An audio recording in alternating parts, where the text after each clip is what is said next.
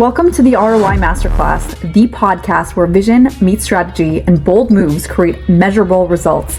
I'm Liat Siegel, interior designer and ROI strategist with 17 years of experience. I help businesses transform properties and ideas into high-performing assets. This show is specifically for real estate investors, hospitality operators, and boutique developers who aren't afraid to take risks, challenge the status quo, and demand a return on every decision they make. Each and every week, we talk with innovators and leaders across industries about the strategies and the insights and really all the unconventional thinking that turns potential into profit every single time. If you believe that smart design, decisive leadership, and strategic risk are the keys to real ROI, you're in the exact right place. Let's dive in. Welcome back to the ROI Masterclass, the podcast where we explore how innovators and deal makers are transforming real estate, business, and brand building. I'm your host, Liat Siegel, and today I'm joined by Matt Silvers, a serial deal facilitator who calls himself a professional purveyor of opportunity. After starting in environmental and transactional law, he shifted gears to connect people, ideas, and places, building a career at the intersection of real estate, brand, and top-line growth. He's led projects from retail development and adaptive reuse to asset upcycling and loves scaling businesses that need real estate to grow. Beyond the deals, he's driven by empathy, curiosity, and helping others thrive, whether it's clients, teams, or the broader community. Today, we're talking about spotting opportunities, scaling big ideas, and how soft skills can make or break even the biggest deal. Let's dive in. Thank you for joining us. Thanks, Liat. Great to be here with you this morning. Yeah, well, your background is fascinating, and how you got to where you are today. Can you tell me a little bit more about what pulled you into what you do and what made you stay? That's a good question. I often ponder it myself. I was essentially told to go to law school by my future father-in-law if I knew what was good for me, air quotes. And so I was dutiful and went ahead and went to law school and pretty quickly realized that it just wasn't for me. But I don't quit. And I finished law school and actually ended up practicing law for 8.5, 9 years. Started off as an environmental attorney and then migrated into transactional law. And I was working on closing a deal one day and realized as we completed the deal that I actually should be the client and not the scrivener of the deal, the guy putting closing the deal. And ultimately, that laid the groundwork for me to found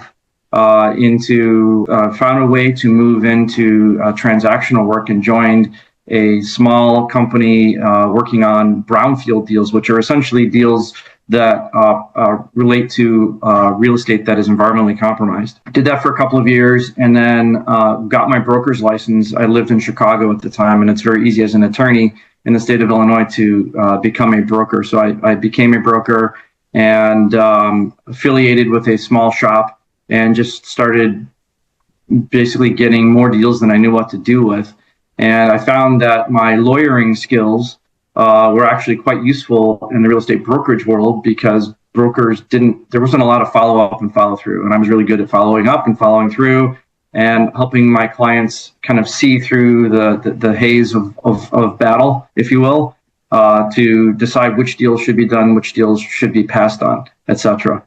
And so that kind of started me on a path into transactional real estate. And ultimately, after brokering and I became the managing principal of a nice shop in the Chicago area. 2009 was a year of reckoning in the real estate industry, and the Great Recession just brutalized our business, brutalized me personally, financially. It was a horrible mess.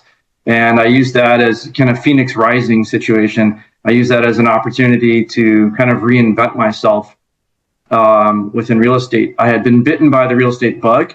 I knew that's where I wanted to be. I knew that I was a transactional animal. I knew I was going to stay in it for life, to answer your question. But it just was a question of finding my path within real estate. And ultimately, I decided that I am very strategically inclined, and I'm also very brand focused. I've been very focused on brand since I was a little kid.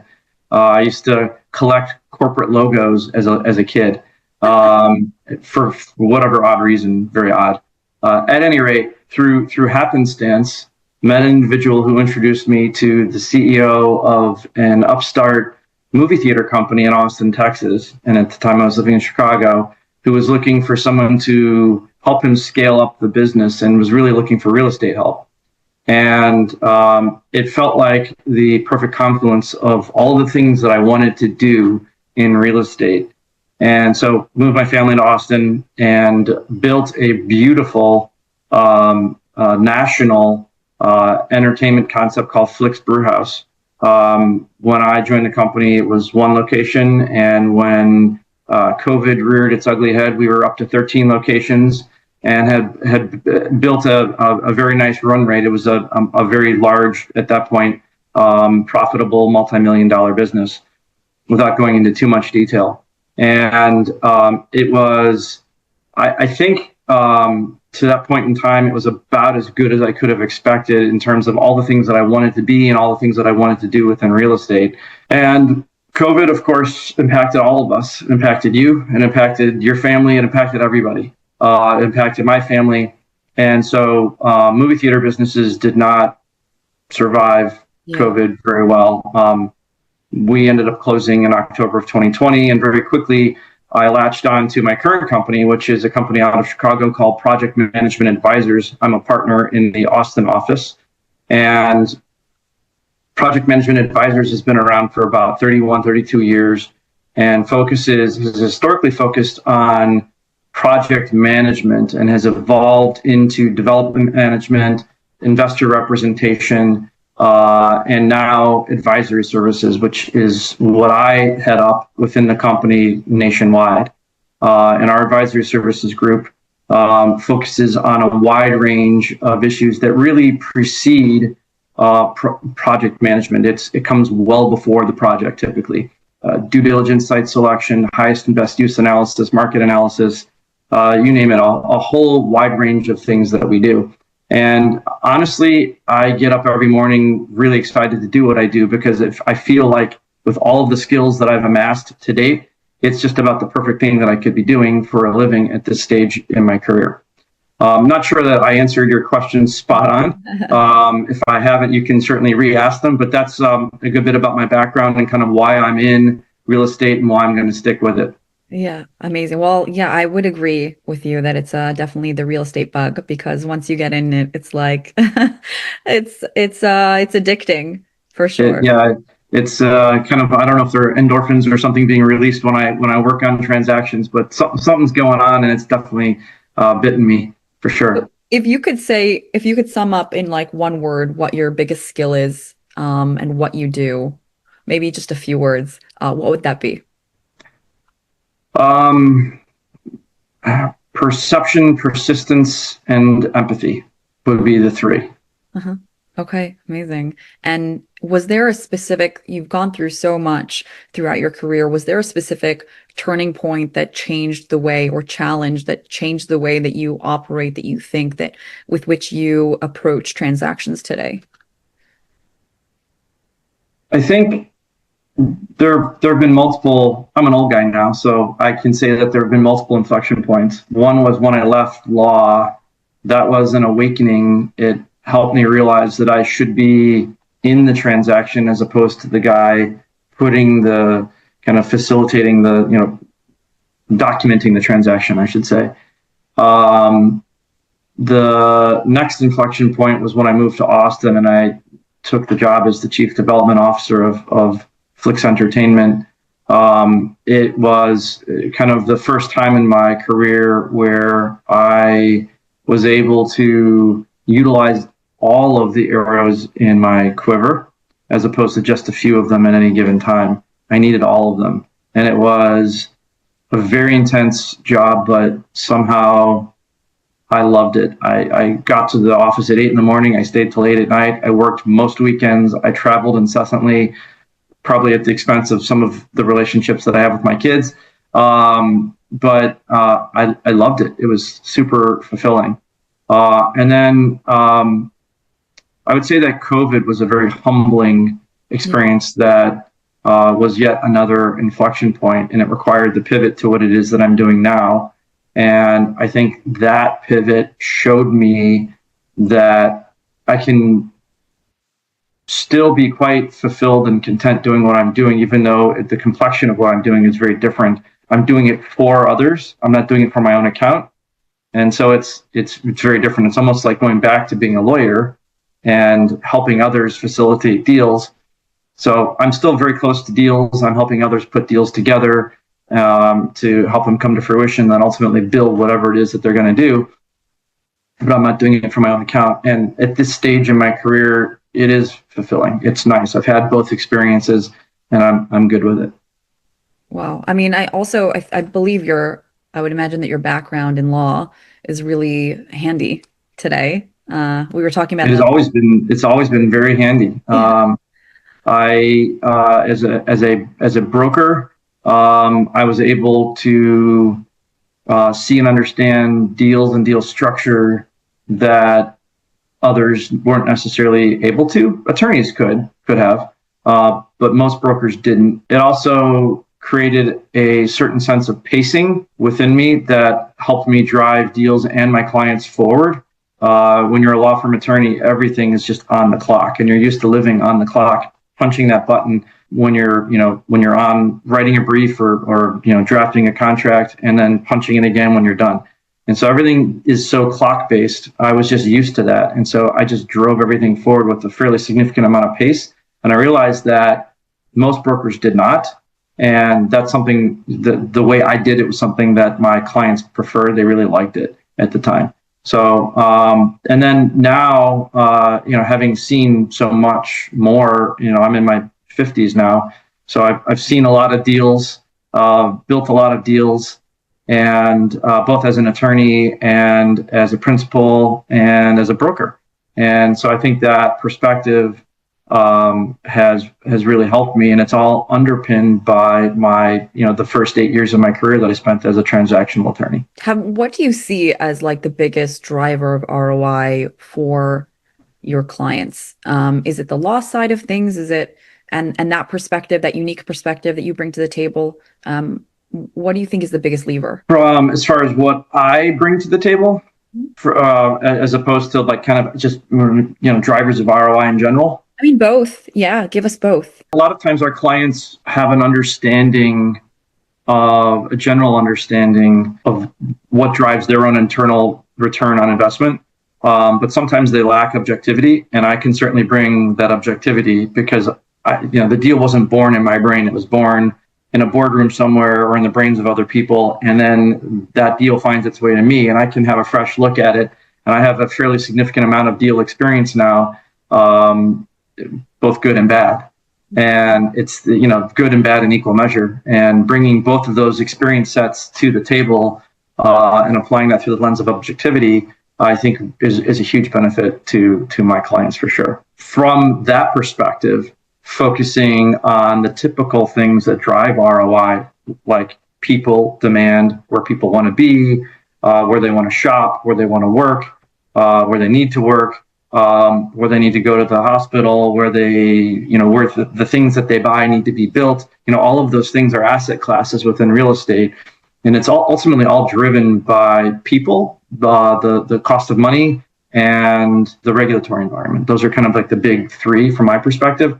So I oftentimes help my clients understand positioning, site selection, where you want to be and why you want to be there, and kind of help them see the forest for the trees. Any of the projects drive more demand, like having a center, obviously, like building a hospital or a project like that?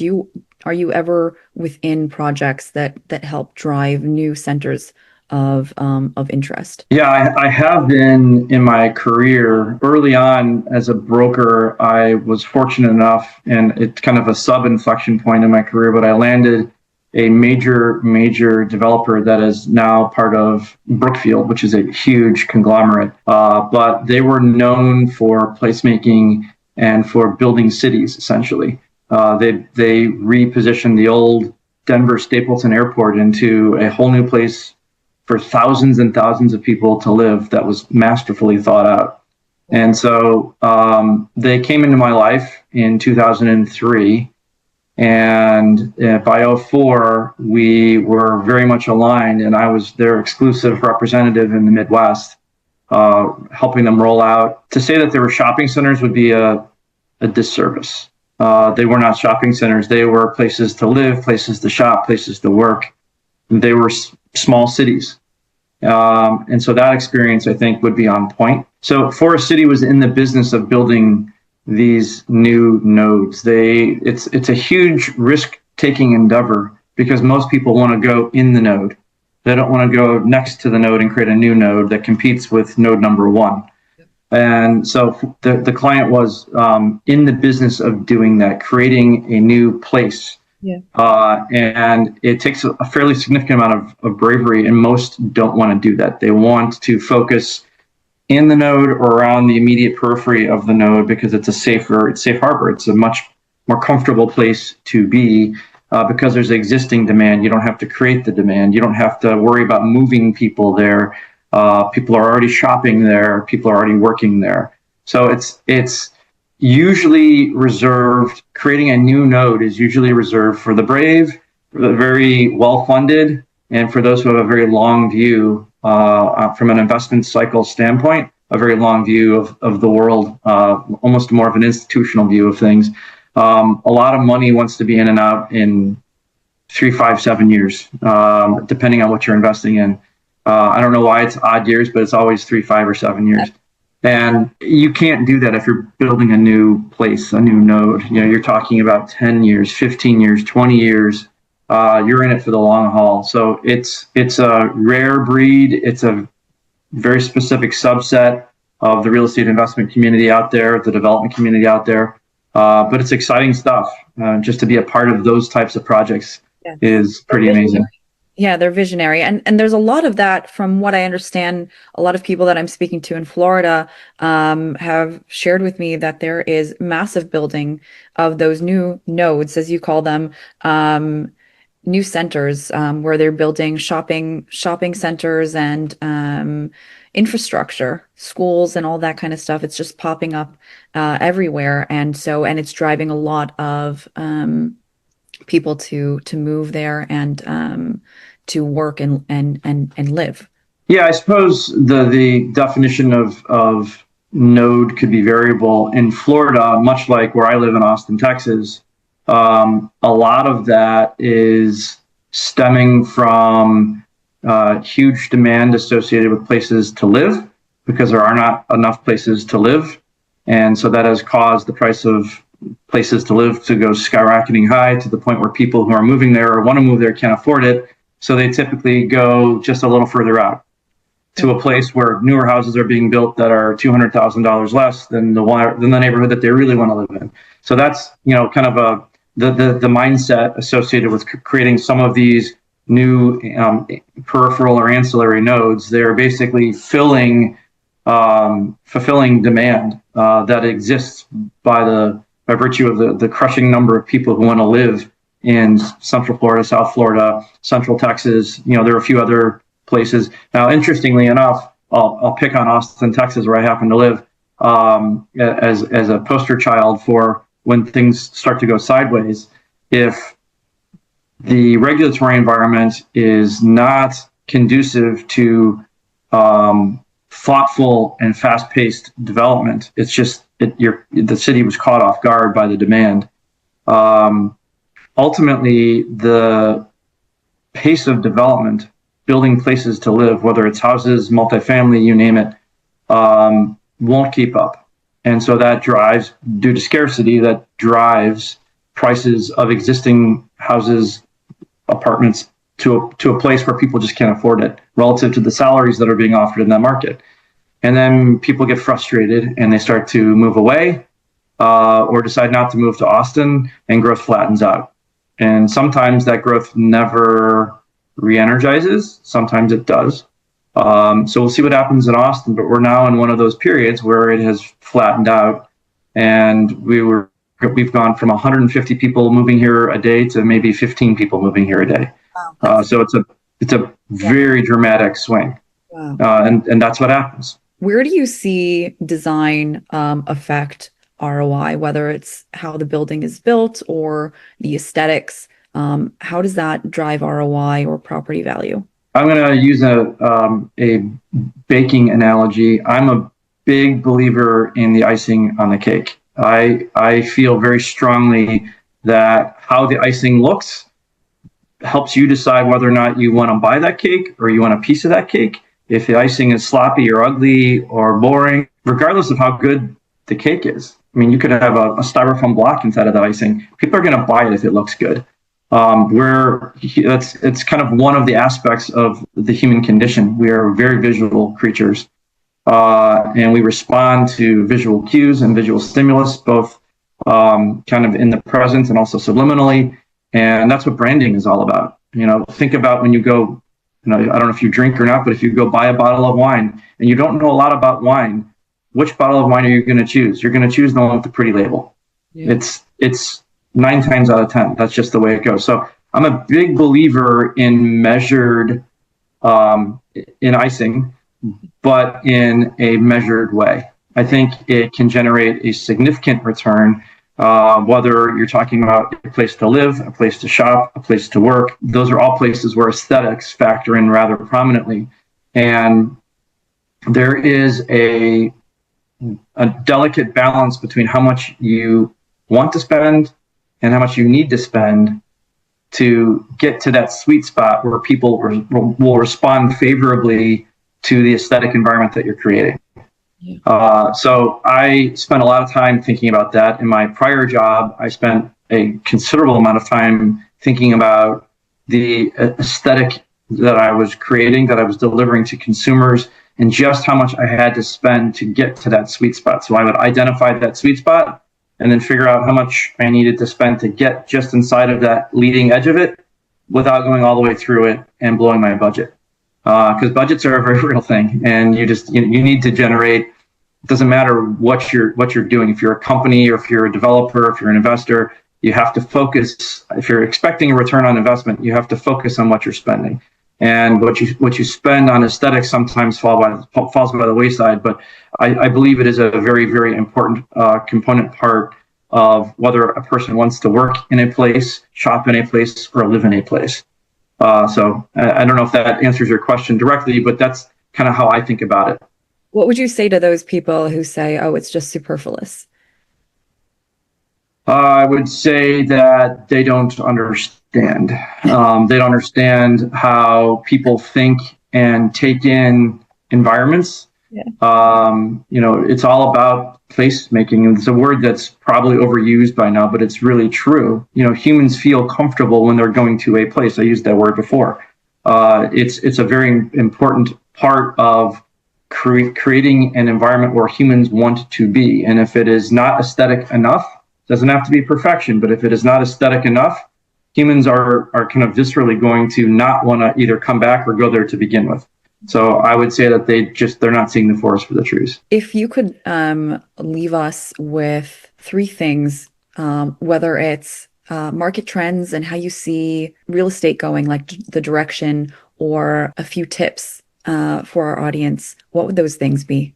I'll happily answer those 2 questions. As far as market trends, it's always cyclical. It always goes up and down.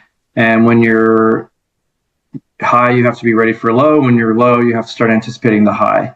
And you always have to be slightly ahead of the curve and kind of anticipate the gaps. And those who are really, really good at investing in developing real estate, investing in and developing real estate, are really smart about those shoulder areas before the peak and before the valley. You have to be ready to go before you peak. If you're deploying all of your resources at the peak, you're going to lose. So it's being smart about where those shoulders are. I'm certainly not going to take a guess as to what commercial real estate is going to do over the next 3 or 4 years. Real estate is very dependent upon regulatory environments and reasonable economic stability. And when the environment gets overregulated or political leadership becomes too dynamic, and I mean that in the wild swings sense, not in the other sense, it's very, very hard to plan for and to make sound investment decisions. So I feel that most in the United States will be able to kind of pick their way through the next several years. And I'm certainly hoping for a little more stability from a policy standpoint from our administration. That will help an awful lot. And then as far as some helpful hints, if you are entering into real estate, you have to stand for something. You can't be a jack of all trades. Being a jack of all trades is suitable in other career paths, but within this one, you can't take that approach. You have to stand for something. You have to have your niche, and you have to ultimately be known for something, for specialization as you build your career. So it's really important. It was advice that was given to me. I did not follow it initially, and I was much more of a generalist, and it was a horrible mistake, and I wasted years of time. So to any of you out there who want to listen to me, stand for something, have a niche, exploit that niche, become known for it, promote yourself within that niche, and just stick with it. Amazing. Wow. What a conversation. Very fascinating. For any of our audience that wants to get in touch with you, how can they do that? They could certainly they can reach out to me on LinkedIn. That's the easiest way. I'm on LinkedIn all the time, very active. I'm constantly putting content out on LinkedIn, and I look at my messages on LinkedIn all the time. So just reach out to me on LinkedIn, and I'm happy to chat. I chat all the time with people on LinkedIn. Fantastic. Amazing. Thank you so much for joining us. It was a pleasure hearing your story and everything that you do. Likewise, it was really good getting to know you and to answering your questions and spending time with you this morning. Thank you so much.